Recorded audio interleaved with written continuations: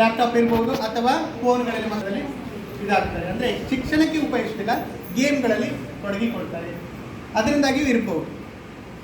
ಮತ್ತು ಭಾವನಾತ್ಮಕವಾಗಿ ಹೇಳೋದಾದರೆ ಭಾವನಾತ್ಮಕ ಬೆಳವಣಿಗೆ ಸಹ ನಮಗೆ ಅತಿ ಅಗತ್ಯ ಆಗುತ್ತೆ. ನಗರದಲ್ಲಿಯೂ ಮತ್ತು ಗ್ರಾಮೀಣ ಪ್ರದೇಶ ಭಾವನಾತ್ಮಕ ಬೆಳವಣಿಗೆ ಇದ್ರ ಮೇಲೆ ಏನಾದರೂ ಪರಿಣಾಮ ಬೀರಬಹುದಾಗುತ್ತೆ.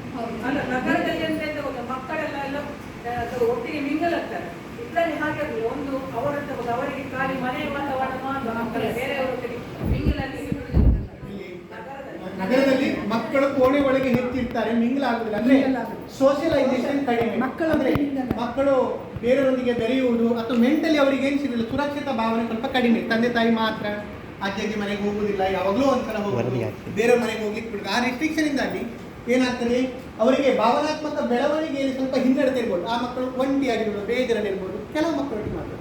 ಆದರೆ ಹಳ್ಳಿ ಪ್ರದೇಶಕ್ಕೆ ಬಂದಾಗ ಮಕ್ಕಳು ಸಾಮಾಜಿಕವಾಗಿ ಕೆಡ್ಕೊಳ್ತಾರೆ, ಅದ್ರೂ ಸಹ ಪ್ಲಸ್ ಅಂತ ಹೇಳ್ತಾರೆ. ಹಾಗೆ ನಿಮ್ಮ ಪ್ರಕಾರದಲ್ಲಿ ಈ ಸಾಮಾಜಿಕ ಬೆಳವಣಿಗೆ, ಭಾವನಾತ್ಮಕ ಬೆಳವಣಿಗೆ ಸಹ ಈ ಒಂದು ರಿಸಲ್ಟ್ ಮೇಲೆ ಪರಿಣಾಮವನ್ನು ಬೀರಬಹುದು. Okay, next.